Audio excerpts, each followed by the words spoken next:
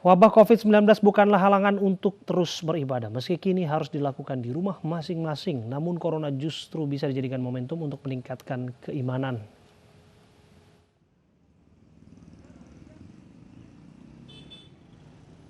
Pandemi corona yang kini masih berlangsung di tanah air membuat aktivitas masyarakat terhambat.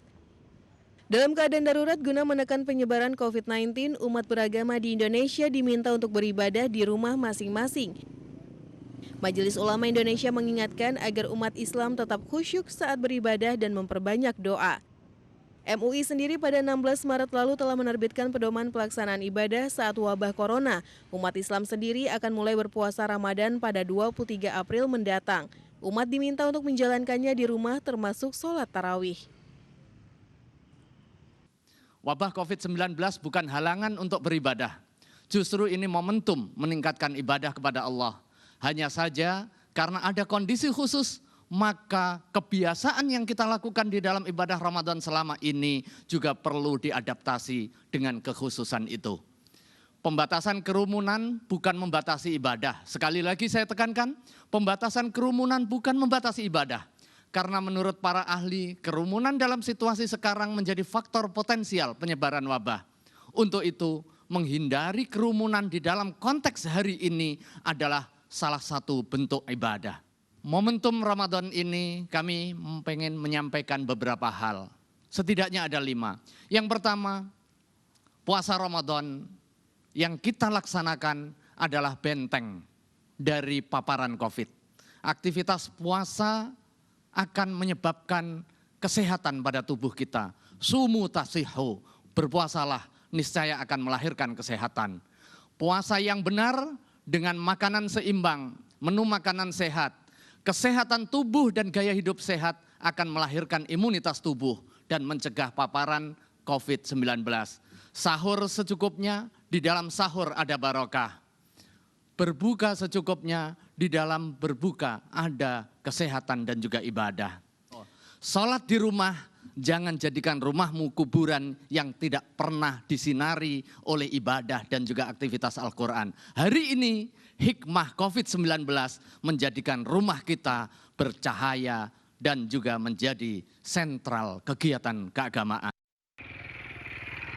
Wabah corona bukan halangan untuk beribadah, namun bisa dijadikan momentum untuk meningkatkan keimanan. Pembatasan kerumunan sendiri tidak berarti untuk membatasi ibadah.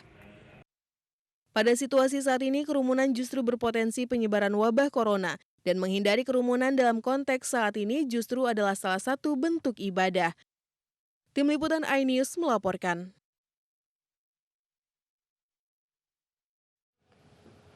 Lantas bagaimana panduan ibadah dan menjaga tubuh tetap sehat selama pandemi COVID-19? Untuk membahasnya sudah bergabung bersama kami Kiai Haji Abdullah Jimnastiar atau A'agim dan Wakil Ketua Ikatan Dokter Indonesia Adib Kumaydi. Saya terlebih dahulu akan ke A'agim. Assalamualaikum, kumaha damang A? Waalaikumsalam warahmatullahi wabarakatuh. Alhamdulillah sehat Ya. walafiat.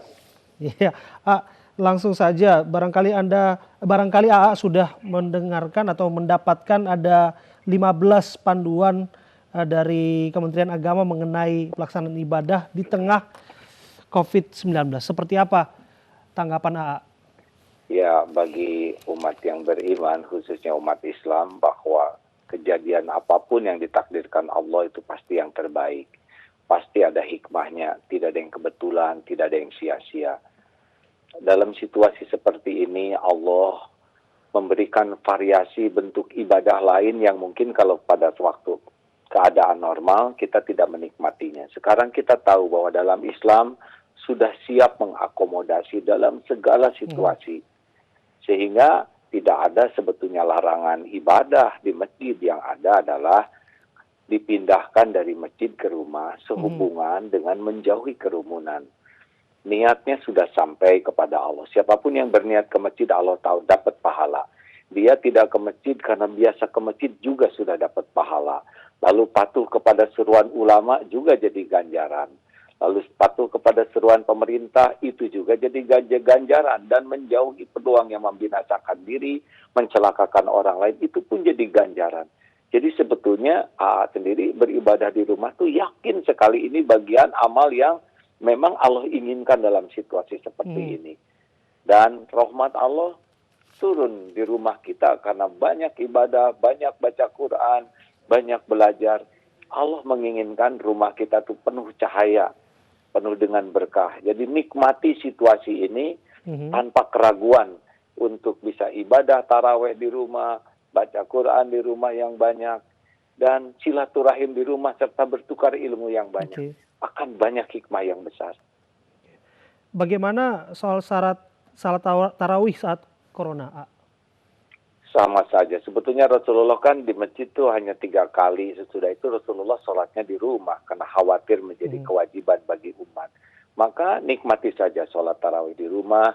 Usahakan Bapak bisa jadi imam atau anak yang punya kemampuan membaca Al-Quran dengan benar, bisa jadi imam. Nikmati takdir diberi kesempatan ibadah bersama di rumah ini sebagai kesempatan yang sangat langka, yang mungkin belum tentu ada lagi di saat-saat ke depan. Oke. Banyak yang tanya juga ini ya, kalau sholat pakai masker boleh tidak? Oh ya bolehlah sholat pakai masker kalau tujuannya untuk mencegah kerusakan, mencegah kan inti dari Islam itu adalah mencegah dari sesuatu yang merugikan, mencelakakan. Keselamatan, diri selamat, lahir selamat, batin selamat, dunia selamat, akhirat selamat, diri selamat, juga menyelamatkan orang lain. Kalau pakai masker itu menjadi jalan keselamatan, mencegah terjadinya kemudaratan, itu lebih utama daripada sesuatu yang mendatangkan kemanfaatan. Mengenai sunnah yang disebutkan jidat dan hidung harus menempel ke bumi, seperti apa penjelasan lengkapnya? Tentu ada kondisi-kondisi tertentu. Oh, kalau kening iya, kalau kening harus ya. 7 anggota sujud ini. Tapi kan hidung tidak selalu harus, apalagi dalam keadaan seperti ini. Oke. Ini bukber, kebiasaan bukber nih, sahur on the road juga. Ini kan ada anjuran pemerintah. Bagaimana anjuran dari Oh iya, memberi buka bersama sekarang lebih bernilai dibanding biasanya. Karena banyak saudara-saudara kita yang sekarang dalam kesulitan. Jadi jangan pernah berhenti buka bersama, bahkan tingkatkan. Hanya bersamanya di rumah masing-masing.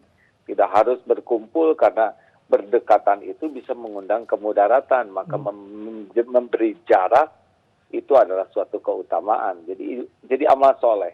Sedekah, tingkatkan. Buka bersama, tingkatkan. Hanya di rumah masing-masing. Oke. Dari perspektif kesehatan juga sudah bersama kita Dr. Adip Komaydi. Assalamualaikum dok. Assalamualaikum warahmatullahi wabarakatuh, Mas Abraham. Ya, Anda sehat dok? Alhamdulillah sehat. Ya, baik. Kabar baik. Dok, soal bagaimana menjaga tetap kesehatan bugar di tengah puasa, kita butuh sekali juga informasi ini dari dokter. Seperti apa dok? Singkatnya sebelum kita akan break sejenak. Ya, jadi memang saat ini kita membutuhkan daya tahan tubuh yang baik. Daya tahan tubuh yang baik itu dibentuk dengan pola hidup kita yang sehat.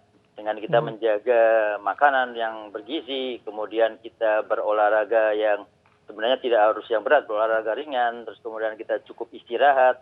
Dan tentunya sekali lagi juga kita harus menjaga kebersihan, baik itu kebersihan badan dan kebersihan tangan.